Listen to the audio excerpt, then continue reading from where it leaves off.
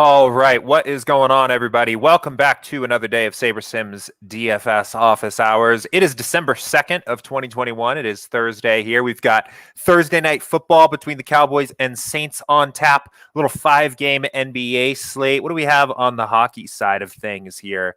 Let's take a look. 10-game hockey slate, so pretty decent DFS night overall. Thursdays are pretty fun when it's in the middle of football and hockey and basketball season. So lot to talk about here today. We do have some good questions in the queue to get to here today. We've got some questions about rank fill, unique fill, getting specific lineups into specific contests, entering exposures, an interesting question about overlay and satellites, some late swap stuff. So some fun conversations here to talk about overall. As always, if you got questions for me, throw them into YouTube chat, throw them into the Office Hours channel in Slack.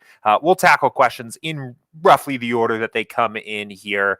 But let's go ahead. We'll get the app pulled up here and we'll go ahead and get started. So first question we've got here, we've got two questions from Jared. I'm going to handle these separately. And he said, oops, that's not it. Let me see here. All right, first question from Jared. He said, when building 150 lineups for a 150 max and then building a few single entry contests and then using the unique settings to fill your contest, is there any way of controlling the exposure to one single player? Example, if you want Brady as your QB in the single entry, how would you do that? Good question here. So I'm going to go ahead. I'll get my entries file loaded in here.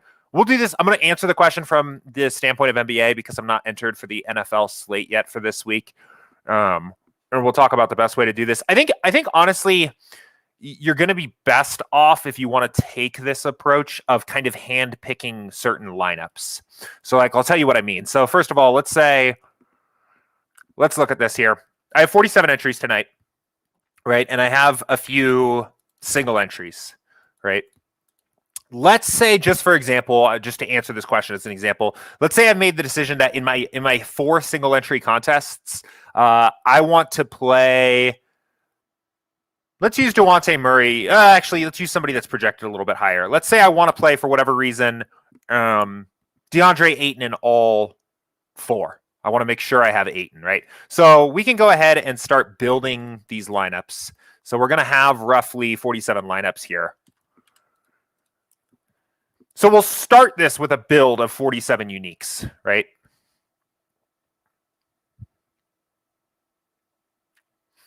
This does actually get a little challenging. I'm thinking about this here now, and it does get a little bit challenging pretty quickly to make sure that you have unique lineups into every contest as well. Here, I'll finish what my thought was here. So my overall thought was, if you wanted to make sure that your 4 lineups, for example, that you were going to fill into the single entries all had Ayton, the easiest way to do that would be to just set your lineups here to like 4, right? And then if you were unopinionated of what lineups had Ayton in it, right? The easiest thing to do would be to just lock him in and then save this and call this your single entry lineups, right? Boom. So now you have your single entry lineups. The problem is then it becomes difficult to fill in the rest of your lineups uniquely, making sure that let me try to think about what I'm trying to say here. We have 47 total entries, right? And we wanted to make sure that we have Ayton in all 4 of the single entries, but then make sure that the other 43 lineups are also all unique. That does get to be a little bit challenging. I suppose the easiest way to do that would actually be, in this case, going back, making this 47 lineups again and removing the first 4 lineups that have Ayton in it. So you would remove this one, this one, and this one, and this one, right? So now you have a new pool of 47, and you could call, actually, in this case, you only need 43. And you could save this, and you could call this your other lineups. And then we go over here, and I realize this is a little confusing. But then you could go in here and say we had our 4 entries that were our single entry lineups, and we're going to fill those uniquely. And they all have Ayton as expected. And then we have our other 43 lineups from these three that are our other lineups. I know that's kind of a funny name. And we fill these uniquely. And some of them do also have Ayton, but they are not the same lineups that are in the single entries. So in effect, we've gotten there. That might be easier to do with the CSVs directly. Potentially. This definitely isn't something that is super like intuitive, or I can just say like, yes, you just do this by clicking this button and it just does exactly what you're trying to do. But ultimately, if you are filling your entries uniquely into contests, but you are opinionated in what lineups go into certain contests, your best bet is going to be pulling those lineups out, saving them as a separate lineup set, naming them, and then filling them into the contest that they're supposed to go into one at a time. So now we know we've created this single entry lineup set of lineups that we know are 4 unique lineups that all have Ayton. And then we have this other lineup set that are 43 unique lineups that are also unique from these 4 that are the whatever. So kind of tricky question there, actually, but a good one. Cool. Joseph, I see your question that came in live here. I'm going to go ahead and hit this one other question we had from Jared here before the start of the show, and then we'll come back real quick. And he said, if you're using projections to upload into SaberSim, are you defeating the purpose of SaberSim? Not, by no means is that the case. Whether you are uploading custom projections that you have from wherever, or you are just making adjustments to projections yourself, like Max does for NBA, can be a great spot to add value. All that basically happens, the effect of what happens there is we adjust the simulation data based on your adjustment to the projections. So if you think this projection looks low for Giannis, for example, and you bump him to 52.65, you have increased his projection by 1 point. All we do then is we go in when we build lineups, we increase the point total that Giannis scores in every single game simulation we have for his game tonight by 1. And then when we leverage those game simulations using sim variance, when we build the lineups, we pull his projection, the newly updated projection that is 1 point greater than it was when we actually simmed it. So still get to take advantage of all the wonderful things that you get from the game simulations, whether that's, the play-by-play context of the game script playing out, the, correlation data, especially in higher correlation sports, all the things that you get, the real ranges of outcomes of players, that stuff all comes through. That stuff all comes through whether you're using custom projections or not, or a mix, or whatever your particular situation is. So. Okay, cool. So since this question, Joseph said this question is similar, so I'm gonna answer this. He said, I've been tinkering around with creating one large build, 171 lineups across 3 contests, rather than individual for 3, 20, 150 max custom sliders.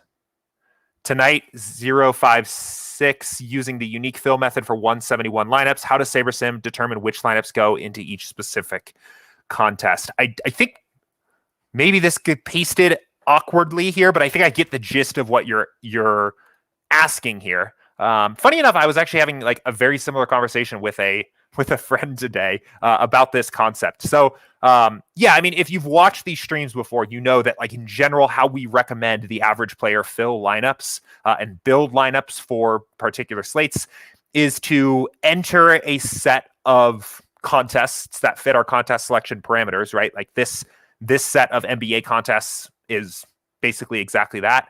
And to then build all of your lineups in one place and enter a unique lineup into each contest. And the reason why we recommend doing that is, broadly speaking, to smooth out your variance as much as possible, give yourself more chances at having a top 1% lineup, a high scoring lineup, and win something, right? Even though the difference between the payouts in these contests is going to be different, winning any of these or having a top 1% lineup in any of these is going to be a good outcome for you, and you smooth out some of the natural variance of DFS. And I think, well, first of all, I'll answer the literal question that's written here, and then I will kind of bump to what I think is at least the implication I think I'm reading in here. So the literal question is like, if you build 47 lineups, that I have 47 lineups tonight, right? And we build these, and then we fill uniquely, how does SaberSim determine which lineups go into each contest? And the answer to that is it's random. A random lineup of your pool of 47 will be filled into each entry, right? So if we do this, it is a random fill.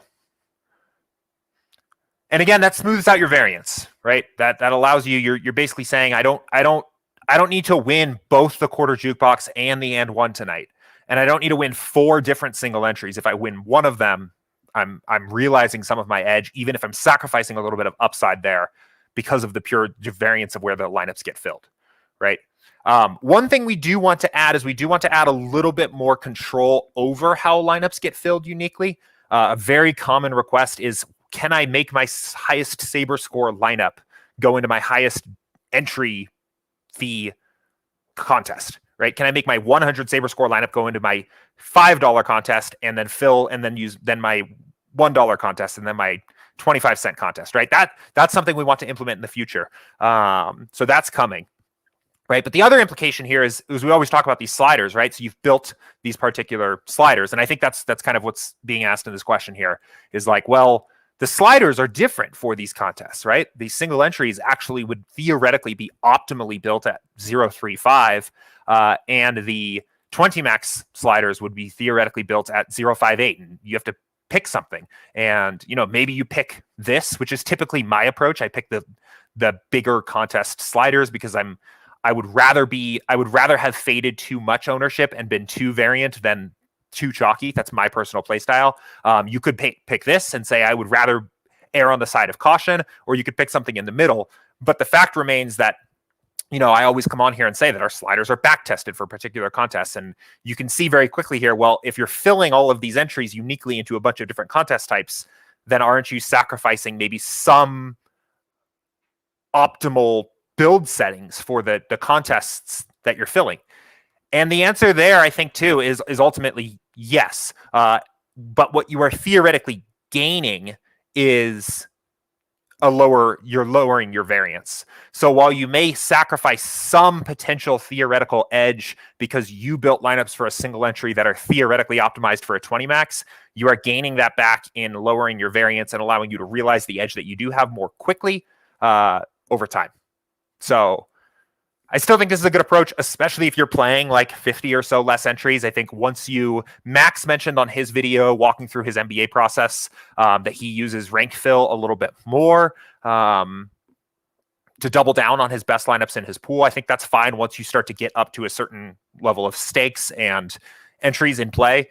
But I do think that if you're playing something kind of what resembles what I'm doing here, it does make a lot of sense to be willing to sacrifice both having the perfectly optimal sliders necessarily for every single contest and also accepting some of the raw variance of the fact that your best lineup could be in your lowest payout contest for the effect of smoothing your variance out overall. So, Joseph, again, I don't know. I may have read some of this into your question. If you were trying to go a different direction here, let me know. Because I think I got a little bit confused about the language there, but hopefully I was able to answer your question. Going to go ahead and jump back to some of the questions that came in Slack, get to these questions that came in before the start of the stream. We had a question here. I'm going to just touch on this briefly. Clement said that he was running into an issue where he's excluding everybody from the player pool and then one by one checking players back in and running into an issue with players not checking back into the pool correctly or removing players from the pool and things like that. We've heard this from a few different users. The support team is looking into this as a bug because that's what it sounds like it is, and it's something that's on our radar. So just wanted to touch on that quickly. Jump to this question from Daniel here, and he said, in a single game matchup, Dallas versus New Orleans, how would you adjust the exposures to put more of one team in versus another? I only want 1 or 2 New Orleans in my lineup versus 3 or 4. Yeah, sure. Let's look at this. So we'll go to single game. Big Wig answered to use the stacking rules here, and he is correct, but I will give a quick demo of that. Okay, so we'll build some lineups, maybe for 20 max, and we'll see what we get here.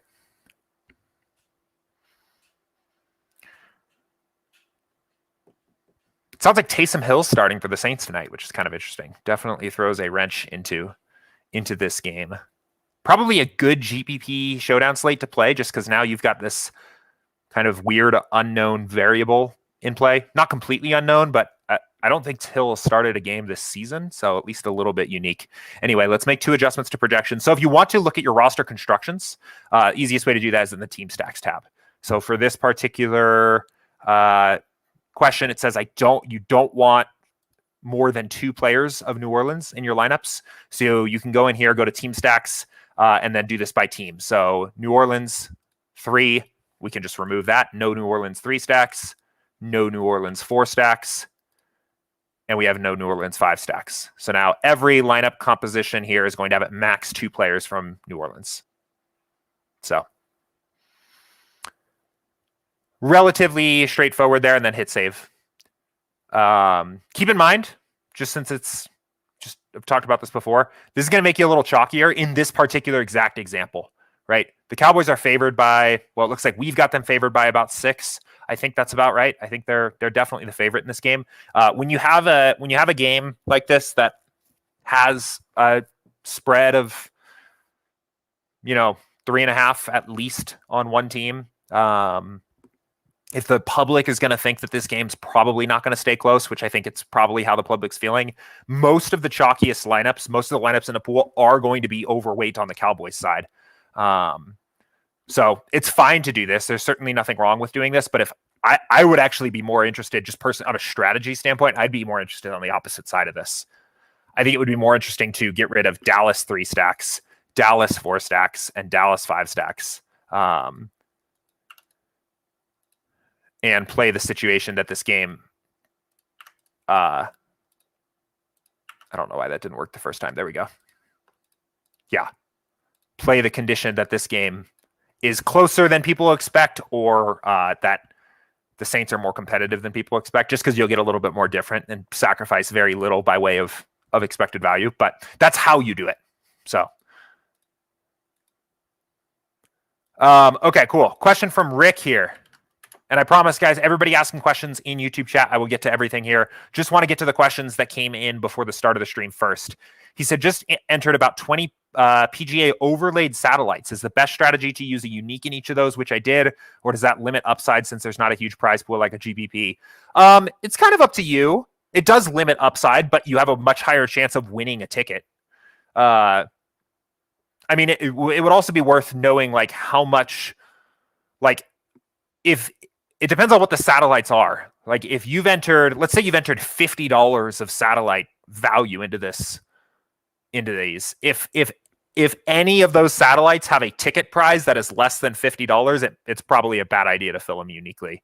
It might not, you could still theoretically win multiple tickets doing that, and then recoup your investment and theoretically profit. But it's also possible that you could, like, just recoup half of your investment value in the form of tickets. I think if I were doing this personally, I would probably rank fill these, because they're probably positive EV anyway if they're overlaying, especially if they've significantly overlaid.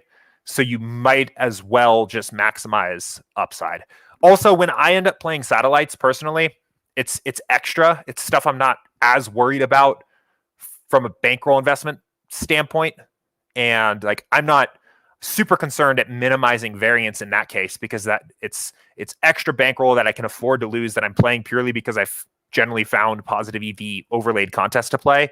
So I think you might as well maximize that edge. I think I probably would have ranked filled them, but I don't think there's anything wrong with unique filling them, provided that you at least, have a reasonable chance to recoup your investment on those with a single ticket win. But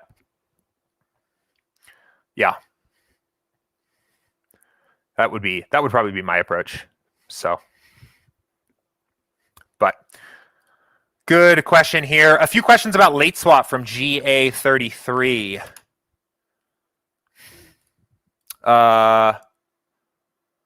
Okay. Oh, wait, that's not it. There it is. If major news breaks, like Giannis unexpectedly gets ruled out in the middle of the slate, what adjustments, if any, should we make to the default sliders? We'll answer this question first. Oh, actually, you know what? The two questions are the same, so we'll do both of them. Second question is, when there are only 1 or 2 games left to late swap, should we adjust correlation, ownership, variance down? Thanks. Yeah, so I've talked about this a lot recently. And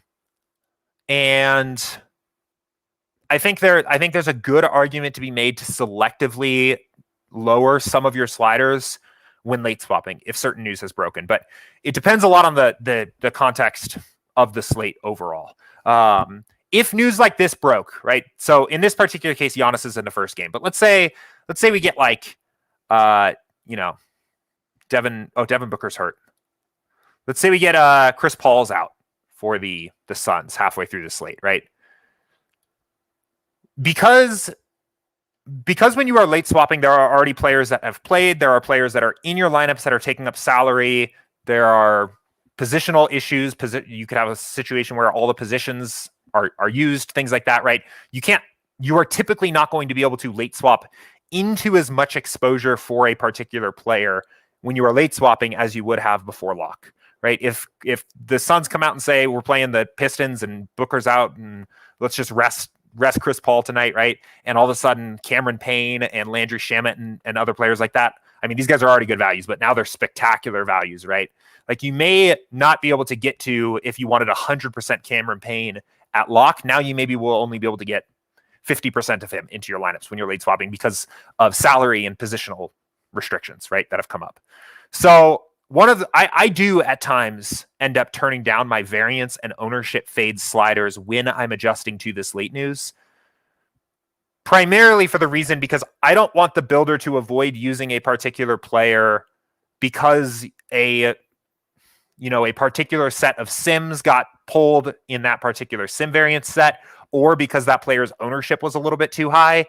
That would reduce my exposure to a player that I already think is going to be under-owned now that the news has broken, right? That's kind of the other piece of this, is that I know the field's probably not going to swap optimally, so I want to just get as much as I can of this guy once the late swap news, once that news has broken.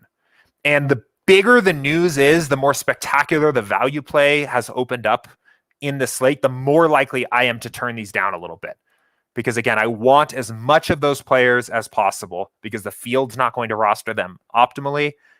And I don't want the builder to avoid using Cameron Payne, for example, in a lineup when Chris Paul gets ruled out because his ownership is too high, or because his sim variance got unlucky. And I happen to roll a set of sims where he failed if he's like a spectacularly projected play. Now, there are exceptions to this. If news breaks that's like a little less impactful, maybe you get like news that there's like a somewhat of a surprise start, but it's not a big name player ruling out. It doesn't completely change the way the slate is. In that way, I don't necessarily want to sacrifice my variance or my ownership fade. I don't want to unnecessarily make my lineups more chalky all of a sudden while just swapping to make minor updates. Also, if you're performing poorly, if you're not doing very well that slate, it would probably make sense to keep your ownership fade and sim variance up so that you can swap into lesser owned plays even when big news is breaking. I never touch correlation for what it's worth. In NBA, correlation is at 0 on this particular slate, even in a higher correlation sport like NFL. I wouldn't ever want to make my lineups more or less correlated purely because of late swap news. I want the level of correlation I want, but I will turn down ownership fade and sim variance on slates where big news breaks halfway through the slate. I know that the field is probably not going to swap optimally to that. And I'm less concerned about getting an edge via ownership fade or just counting on the variance of the sport. I can capitalize and get my edge on the fact that I just know players are going to be under-owned. And the other point of this is the lower stakes you're playing, especially if you're playing under $3 in a lot of these contests like I'm entered into, the field is even less equipped to swap optimally. As you get to higher stakes, if you're playing medium or higher stakes, it's more likely that the field will adjust accordingly. Like I know for a fact that if we had that Chris Paul news break halfway through the slate, right, in something like the $1 contest, there's no, I would stake anything on the idea that Cameron Payne would be less owned than whatever his theoretical optimal ownership is. Right? There's no way he would be owned. If he's supposed to be 50, if Chris Paul was ruled out before the slate locked, Payne might be 50% owned. But if it happened after lock, he'd be 25% or less probably in something like the N1. And you just might as well jam as much of him in there as possible. So by turning down the sliders, you can make sure that that happens a little bit more. But again, only something I really do when there's huge news breaking. Big player ruled out. That's opened up like top elite value. So, and a lot of the value is on Phoenix already tonight anyway. But all right, cool. Let's jump back. Since I was talking about this, Joseph also asked before. I noticed tonight's NBA slate has a 0 for correlation. That is correct. That is intended. Correlation factors in NBA are very low. As the size of the slate gets smaller, it becomes more necessary in NBA that the lineup that wins your contest is more and more likely to just simply be close to the optimal scoring lineup, right? We want to lower the factor of correlation so that if let's say you're building lineups here, right? Let's say you're building lineups for like the big 150 max and you're using sim variances 10. So we're using single game simulations to build each individual lineup, right? We don't want to value very small correlative factors and use a player who actually was not optimal in that particular game simulation because he has a minor correlation with a player, or vice versa, and probably more appropriate for NBA. We don't want to avoid a player, right? If DeJounte Murray is in the optimal lineup for a particular set of game simulations, right? We don't want to necessarily avoid combining Nurkic in that lineup if Nurkic was optimal in that particular set of game simulations, because on average, he has a minus 0.05 correlation with DeJounte Murray, right? We don't want that to happen because if Nurkic is optimal in this particular game sim with Murray, then you're going to need him to win the contest.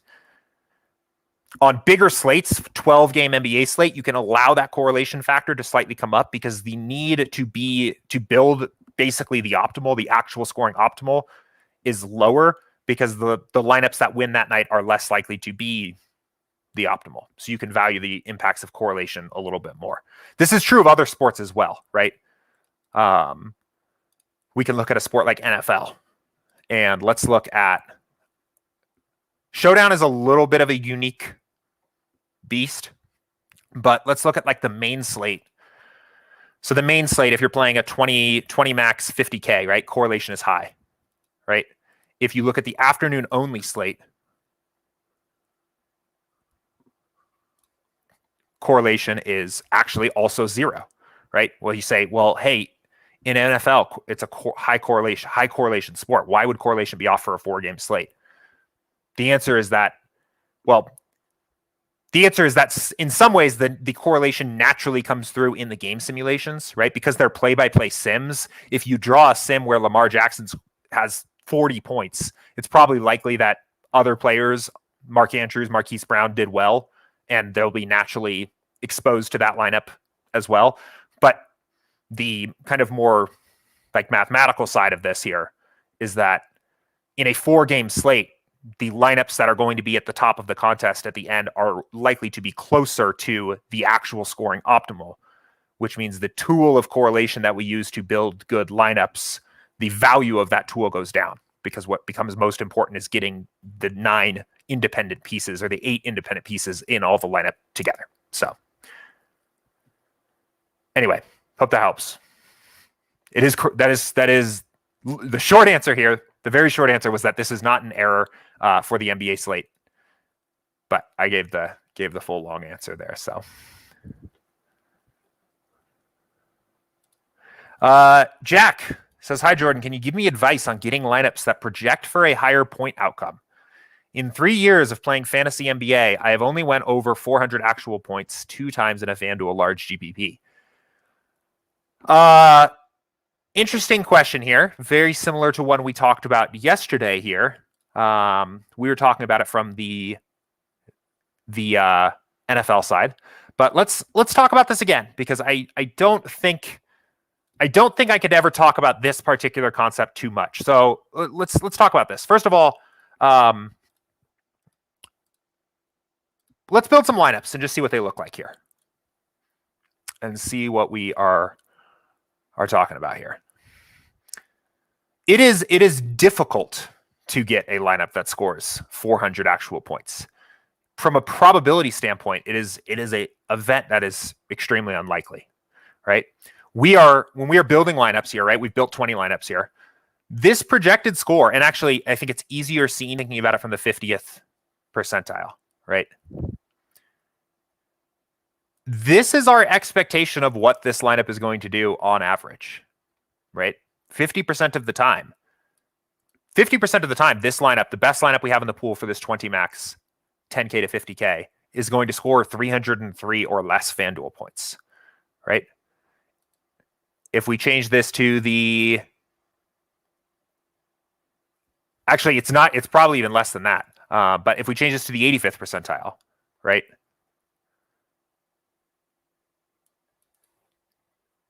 $384, right? Every single player in this lineup having their 85th percentile outcome, something that happens 15% of the time or less individually for each of these players, we get a lineup that has a 384.1 score, right? So that's not saying that this lineup scores 384 points 15% of the time. It's actually even less than that, right? The expectation for a lineup finishing in the top 1% of its contest that you're playing it in, at a baseline, assuming that the lineup is perfectly average, is only 1%. So if you are playing 100 lineups, right, on a given slate, your expectation of putting a lineup in the top 1% is only approximately 1% if you are truly a perfectly average player. And that's not even necessarily guaranteeing that you have a huge big score like 400 points or you bank the contest. That's purely that you end up in the top 1%. And somebody that's putting 2% of their lineups in the top 1% or 1.5% of their lineups in the top 1% is actually probably an exceptional DFS player. So I always want to frame these conversations first before we talk about anything about how you can add value or how you can improve or how you can get better, that these are the baseline expectations of how often these events happen. I think people get kind of this idea, maybe it's from seeing, similar names at the top of the leaderboards pretty consistently without realizing how much volume those players are playing. That winning is something that happens weekly or even monthly, right? If you play, I think I made my point here clear on this particular front, right? Lineups, the question that came in yesterday was basically like, why are all of my NFL lineups finishing between 80 and 150 points, right? And the answer, I framed it that way, is they're actually doing exactly what they're supposed to do on the average, right? If you went to, at the end of the night, if you played this lineup and this lineup scored, 300 points even or something like that, right? It's very easy to be like, why can't I never build a high scoring lineup? Well, actually that lineup did exactly what it was expected to do on the average. What we are basically trying to do is put ourselves in a situation where we make the most profitable we make the most profitable lineup possible when the unlikely outcome takes place, right? There is an unlikely outcome where this lineup scores 400 points.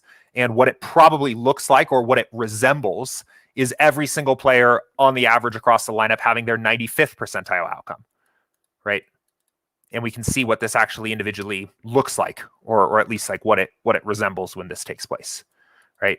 And then how do we make this lineup the most profitable lineup possible when that outcome occurs? Well, we make sure that it is well leveraged against the field. This is not a lineup full of the highest owned plays. It's a lineup that is maybe correlated, especially in a sport like NFL or something like that, so that we're not trying to nail 9 independent events and have 9 independent events have a 5% outcome, right? But we're actually having correlated events so that if our quarterback plus our 2 wide receivers plus our 1 run back all have their 95th percentile outcome, that event is a little bit more likely, right?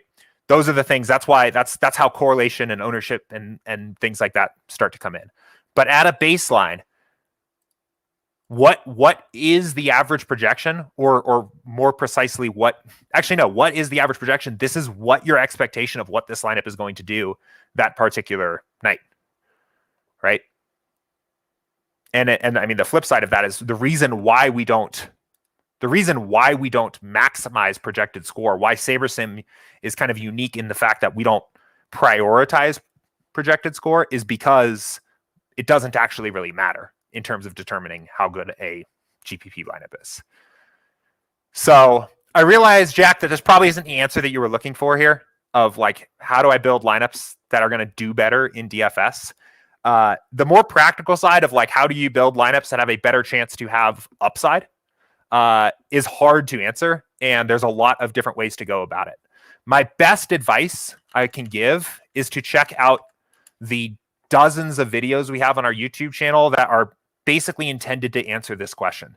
So if you're playing NBA, right, we have this course here that Max, Andy, and I have put together to try to answer this question, right? To how to get better at NBA DFS, starting with contest selection and then our 4 keys to beating NBA DFS, a long video about why late swap is so important, some cash game and showdown specific videos that if you're not playing, you can skip. Matt came on here to talk for almost an hour and a half, along with Will, about how our projections are made, which are useful. In this video, you can watch Max literally an hour before lock on a real NBA slate, break down what he was doing to study projections and rotations to try to add a little bit of value. But the adding value part, the getting better is a difficult question to answer. It gets tricky there, right? Like that's what we're all kind of trying to do. But I think it starts with expectations of recognizing that when a lineup scores 300 points on FanDuel, it probably did exactly what it was projected for. And that if you are a very good DFS player and you put 2% of your lineups in the top 1% on average, your expectation, if you're playing 50 lineups in a night, is that that's going to basically happen just once in that set of 50, right? So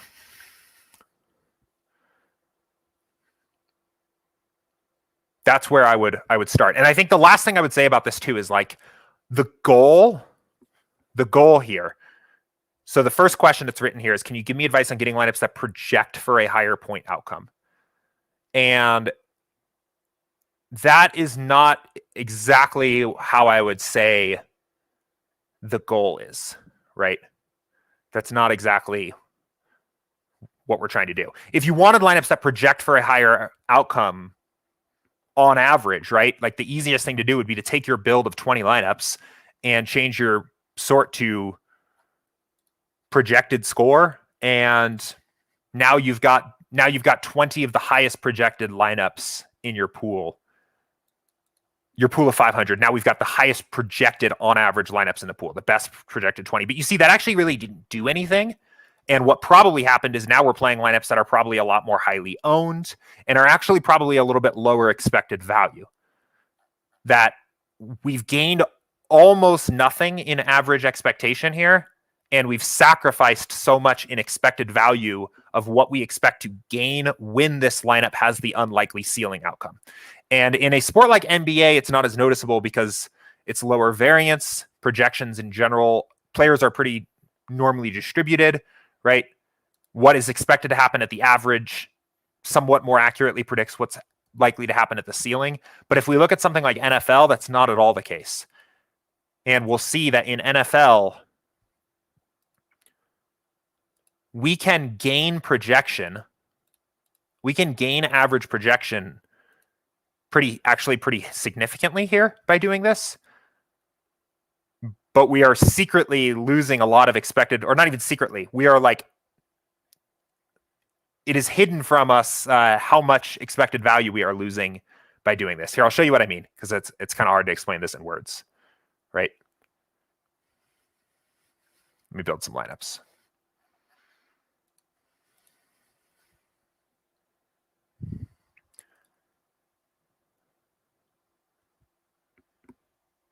And I see there's a couple other answers or a couple other questions sitting in the queue here. We'll get to everything before the end of the stream. We're only about 40 minutes in here, though, and I only see a couple other quick questions. So I'm going to keep talking about this particular topic for a bit here because we have the time for it. But if you guys have other questions for me, just let me know. And if you have questions about what I'm talking about here, fire off, right? If I'm making like no sense, if you're like, what is this guy? What is going on here? Let me know because I think this is a really important. We're really talking about like the variance of the game of DFS here and the lack of value of average projection. And these are important concepts, I think, to get here, right? So, okay, let's look at these. So these are now our this is NFL. This is a higher variance sport, a sport where players are less normally distributed, right? And you can see again, so this lineup is our best possible lineup here, right? That we can make, at least at the moment, for a 20 max over 50K entries on FanDuel. And this lineup is expected to score on average 132.4 points, right? That is the average outcome for this lineup. 132.4 points isn't going to win anybody a GPP, right? End of the slate, you enter this lineup into FanDuel and it scores 141 and maybe you min cash if you're lucky and you think, man, like why are my lineups not winning, right? Well, again, that lineup did exactly what it was expected to do, right? When that lineup has its rare outcome, where it has a ceiling outcome, and every player has this 95th percentile outcome, it scores 258 points, right? Probably at that point, like you're talking about, maybe it binks the milli in this particular case on FanDuel, right? And we can go back to our average and say, okay, I want lineups that are going to do better, so I want to maximize projected score. Right? So we maximize our projected score. And actually, you know what? If we wanted to really maximize our projected score, let's just do that. So we have 132.4 points. Let's maximize our projected score by building cash lineups, right? So real quickly, this is a 132.4 projected lineup. It has correlation in the form. It's a QB +1 with a 1 run back, right? Burrow is correlated to Jamar Chase, who's correlated. All three are correlated to Keenan Allen. There's even other correlations in this lineup here in the form of Jamal Williams is correlated to the Lions defense, right? So there's correlation in this lineup. We're not picking 9 independent events. It also does not use all of the highest owned plays. It has an ownership total of 124, right? It has these things here. Now let's go build the highest projected average lineup that we can and see what we get.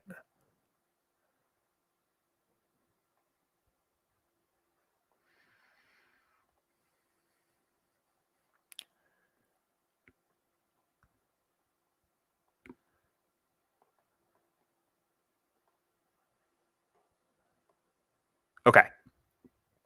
So now we have built a lineup that we have gained 6 additional points of average projection, which is actually significant, right? Especially if you've played cash games before.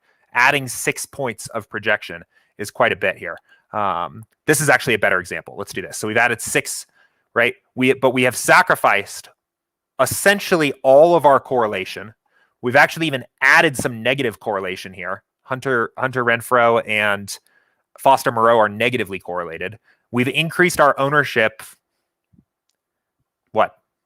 30%, something like that, to add roughly 4 points of projection here for a lineup that when the unlikely outcome of this lineup having its top 1% outcome takes place, essentially scores the same amount of points here as the lineup we had before, right?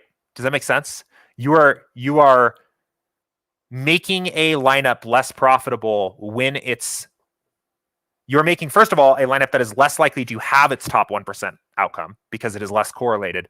And you are making the lineup less profitable when it gets there because the ownership of the lineup is so much higher. All of those other pieces are owned higher, right? It's less likely if this lineup scores 260 points, it is less likely that this lineup is actually number 1 in the contest than if the lineup we had here scores 260 points, right? So all of this really to say is like, it's not about creating lineups that have a higher average point projection, and lineups have extreme ceiling performances rarely. That's part of the game. If you could go in here and build an NBA lineup for tonight's slate that was projected for 400 points, everybody would have that lineup. And all of a sudden you wouldn't be in any different place than you are now. So it is about creating lineups that are optimized, that have a higher than their fair share chance of being that top lineup, even if that outcome only happens 1% of the time or less. Probably is much less. So that was a bit of a rant. I hope this is helpful. If you're a little bit lost on like what I'm talking about, I talked about a similar thing yesterday in office hours as well. And I actually ended up naming our office hours video about it here. So this is yesterday's stream on our YouTube channel, all the way down at the bottom here. Catch up on the latest office hours live stream. There's a section of this stream, and it's called out in the timestamp description. Here, I'll actually just show you real quick. Mute this so you don't get two of me talking. Last thing you guys need is two of me talking here. So there's like two of these points here. The most common outcomes for your lineups are average. And then somebody else immediately after asked a question about like, I feel like I'm treading water because all of my lineups do average. So I talked about this for a long time yesterday as well. And I just think this is such an important concept to grasp, is that lineups, the lineups that you are building for DFS, like their expectation of their point total is the average projection, right? So you really should not be surprised that when another slate passes you by, that most of your lineups had an outcome that it was approximately close to its average expectation, right? We are trying to build ourselves lineups that maximize the profitability when low probability events like ceiling outcomes occur. And that's a big adjustment to make when you're thinking about your DFS play. So, but I'm going to leave that one there here and answer this question from TMB. And this is my last question I've got in the queue. So fire away at me if you have other questions for me here. Let's see. He said, if you have 44 lineups, I have 47, so we're very close. When you go to the entry editor and run the build for 1,500 lineups, when you select fill unique, will it pick 44 unique lineups out of the 1,500, or do you have to optimize for 44 lineups? It depends a bit on actually like how you do it. I'll show you what I mean. Let's go back to DraftKings. Okay. So if I go in here and I build, I'm going to just use 500 as an example instead. But if I build 47, if I have 47 lineups I want with a pool size of 500, and I click build, and we'll let this build for a second here.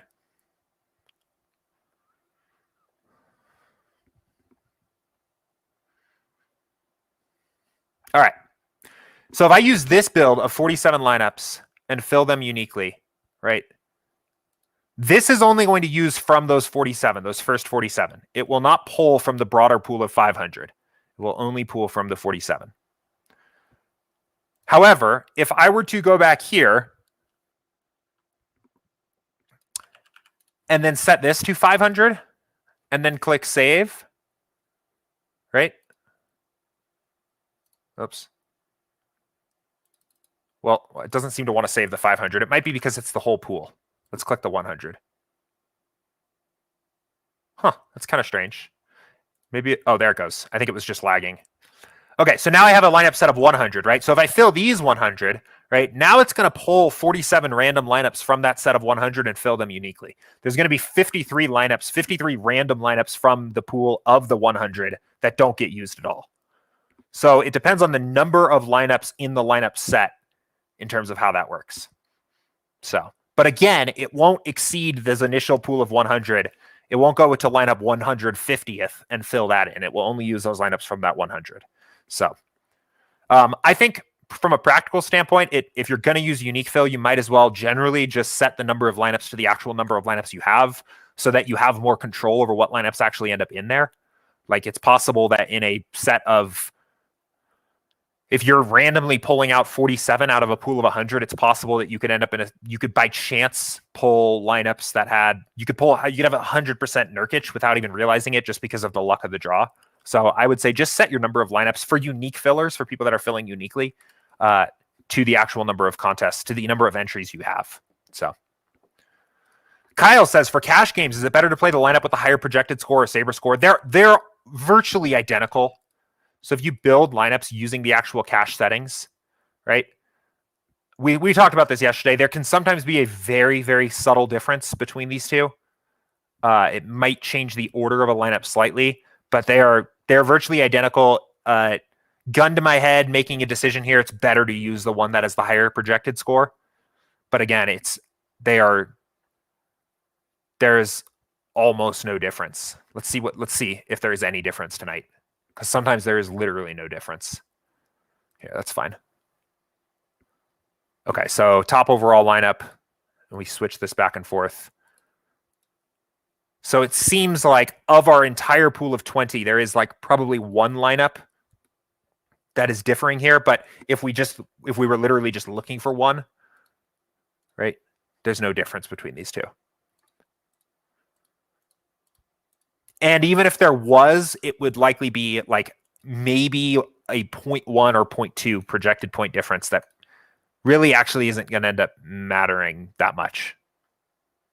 So M. Jackson, does the sim take into account defensive matchups each time it runs? So if a team allows the most rebounds to centers, does the sim reflect that in the projections? Yes, it does. Yeah, we have a sense of where teams give up certain points, whether they or certain stats, right? Does a team give up a lot of fantasy points to guards or wings or rebounds to centers or whatever? That is weighted accordingly amongst all the other factors that are taken into account too. So defense versus X in general is not a super predictive stat. I think in NBA, I think there's probably an argument that it is at least a little bit more reliable than it is in other sports. But it is something that is taken into account. Like we have a sense of overall, I guess speaking more generally here, we have a sense overall of who the bad defensive teams are, or who the bad defensive teams' two bigs are, right? And that kind of stuff is definitely taken into account in the Sims. So good questions. Any other questions for me here? We are about 53 minutes into the stream here. Got five or so minutes left on today's stream. It's been another good one. We've had some awesome questions here. Talked a fair bit about like unique fill versus rank fill, how that works, the nuance there. Is Kurt listening to me today here? I always have to say nuance on stream once every day for Kurt. What else did we talk about? We talked about different lineup constructions in Showdown. Some NBA late swap kinds of questions here. Talked a little bit about correlation versus the optimal lineup and why correlation goes down on smaller slates and things like that. Always kind of a fun conversation here. Had a really long conversation about variance and 1% outcomes and probabilities here of lineups scoring their average projection versus their ceiling projection and things like that. I will honestly talk about that kind of stuff for hours. So I'm always interested in having those kinds of conversations, especially. I don't want to just keep talking in circles here, but I think that is kind of a crucial light bulb moment, I guess, might be a way to put it with DFS of recognizing how often what a lineup's most common outcomes are, what a lineup's expectations are, why a lineup is built correlatively, and why fading ownership is important. And understanding that actually, I guess one really big summarizing point of that entire conversation we were having before is that you almost always actually sacrifice average expectation to get those things. You're actually sacrificing what the lineup is expected to do on the average to play a lineup that has lower ownership and to play a lineup that has correlation, right? So I know the original question here, I'll jump back up. This is actually, I think, probably the best point I've made about this entire stream. Is Jack mentioned here, can you give me advice on getting lineups that project for a higher point outcome? We actually, in fact, to have a better DFS ROI, we actually do the opposite. We actually make lineups that have a lower average point outcome in order to build lineups that are lower owned and more correlated, because those lineups have a higher expected value given the opportunity to play that slate out 10,000 times, right? Even if the one example of the slate you get tonight, those lineups all perform their average expectation, everything scores 300, and you make back 50% of your entry fees, which is probably the average night of a DFS player, right? We sacrifice average because it doesn't make our ROI. It doesn't make our process successful to have lineups maximized for the average in GPPs. So anyway, I love that stuff. I really do. We'll talk about this forever because I love thinking about this kind of stuff. So, but anyway, I don't see any other questions rolling in here. Thank you guys all for tuning in again here today. To everybody that watches or listens to this show after the fact as a recording, appreciate you guys just as much here. I know I hear a bunch of people say they listen to the show here walking the dog or driving home from work or whatever. So really awesome. There were some questions that had come in via email again here about getting a podcast version of this show up. It is something that's on our radar here. I do want to get that up eventually, at least have an audio only version of the show available somewhere that you can listen to. So it's on our radar. Appreciate your patience here with that. But in the meantime, enjoy NFL Showdown tonight. Enjoy little 5-game NBA slate. Enjoy the hockey slate if you're playing that. We will be right back here again tomorrow, 2 p.m. Eastern, just doing another office hours here, open Q&A. So look forward to seeing you guys here tomorrow. Cody said, "Stop giving away all the secrets, Jordan." That's my job, man. I want to help make you guys better. It's the best feeling in the world. I know a few of you guys have sent me DMs on Slack before of winnings. Watching the show here and then having success applying some of the concepts. That's the best feeling in the world. So anyway, with that, I'm going to let you guys all go get back to your day. We'll see you tomorrow, 2 p.m. Eastern. Good luck in your contest tonight. Until then, take care. See ya.